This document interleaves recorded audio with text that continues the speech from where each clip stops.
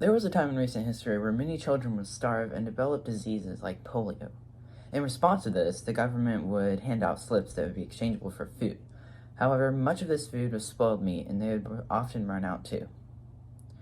On October 28, 1929, the Dow Jones Industrial dropped by 13% in one day, and in 12% the next day. As you can see here, by mid-November, it had lost half of its value, and you can see it didn't reach the pre-crash levels until 1954. The Livermore family lived in a luxury apartment on the edge of Central Park on the Upper East Side in New York. They were so rich that they had a place on Lake Placid and one in West Palm Beach. They also had 2 yachts, but they even had 25 servants per property.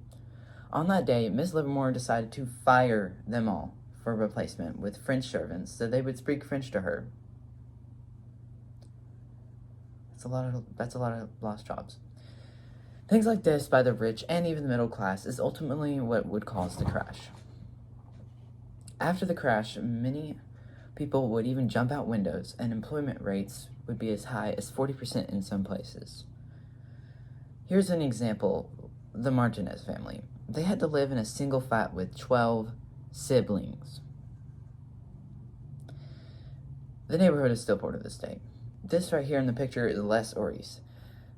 He was in college when the crash occurred, and he suddenly had to go back home with his family, working for 37 cents a day in the stockyards. They weren't even able to celebrate things like Christmas and Thanksgiving. That was completely foreign idea to them, which is very sad.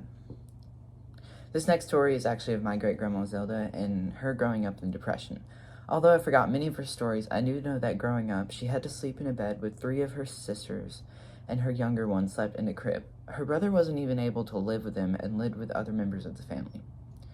Her father was always working, and they lived in the country with no running water. They even had holes in their roof and walls, and they would get things like bananas and fruits for Christmas. That's just crazy. This is the story of Etta Garcia, founder of Grow Garcia. By 1932, the good life gave way to survival. Camps for the homeless sprang up just outside of the city, seemingly overnight. Families shivered in makeshift tents, cooking and warming themselves around 50-gallon drums of burning wood. Men huddled in groups on the street, waiting, praying for 1 to 2 hours of work. That's all. My father's once lucrative recruiting business had gone bust, and we were too forced to leave our home behind. We moved a lot after that, and we could pick up our stuff in a heartbeat. Each time we scraped together just $5 to put down on a rental. Once we were settled in place, it would take at least 3 months to get evicted.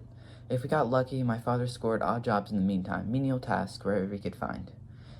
He paid a month's rent here, a month's rent there, and Mama pitched in, camping strawberries in late spring, sewing all year, and shucking oysters at the waterfront until her fingers bled.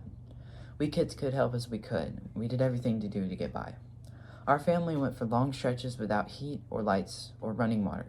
We sat on sticks of wood for furniture. I slept in the attic, wedged against my brothers with no sheets or pillows on the bed, and my brothers and sisters and I bathed in tubs of cold water, stinging our skin with 2-cent bars of lye soap.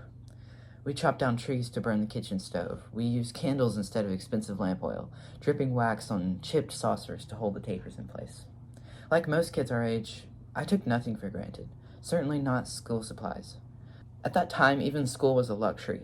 I escaped into the books and stories about real people and faraway places that often seem more strange and exotic than any sort of make-believe. I watched grown men shiver in ragged clothes, standing in line for the winter, feet wrapped in flour sacks, waiting for just a bowl of soup. And there were 3 stale crackers. Sometimes a man with a sad, beat-up face would look at me with hollow eyes, and more often than not, he'd simply look away. Still, there was joy in being a kid. With few possessions, my brothers and friends and I competed to see who could get the most out of a particular object. We chomped apples down to the core, seeds, worms, and all. We dug up potatoes and ate them dirty and raw. Every little thing we had value, and nothing was more shameful than to waste. On Christmas or birthdays, we celebrated in small but meaningful ways. Candy and a fresh, shiny apple in a sock, an apple with no bruises or worms. On good years, we get an orange or maybe even a cheap toy. The smallest touch made things special. Money don't make you a person. Your actions and your words, that's what makes you a person. All in all, there was times of sadness even in the simplest necessities. The main takeaway from this is this: never waste food because you never know where you'll get in your next meal. no matter how much money you might have.